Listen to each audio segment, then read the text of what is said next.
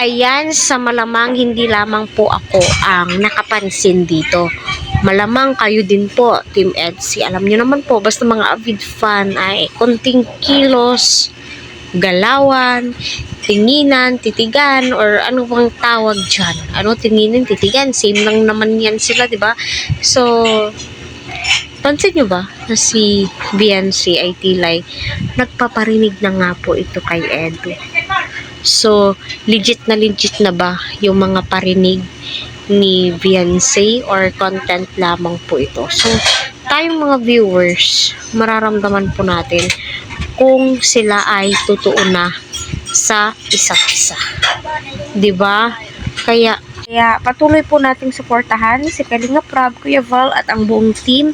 Huwag po natin skip ang kanilang ads para sa ganun nga po ay syempre marami pa pong kababayan po natin ang kanilang matulungan at malingap. Ano kasi sa hirap mo naman ang buhay ngayon. So, panoorin muna natin yung maikling video clip para maunawaan at syempre maintindihan po natin ng mabuti. Saka, ang daming tumatakbo sa isip mo. Hindi po para isipin yun. Mahal po kayo nun. Oh, di ba?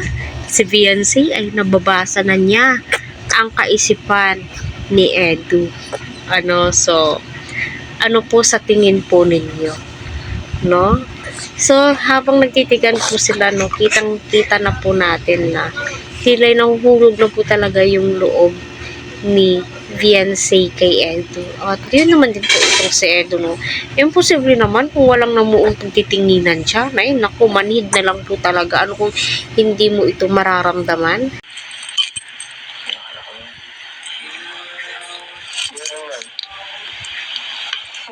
Basta, yun.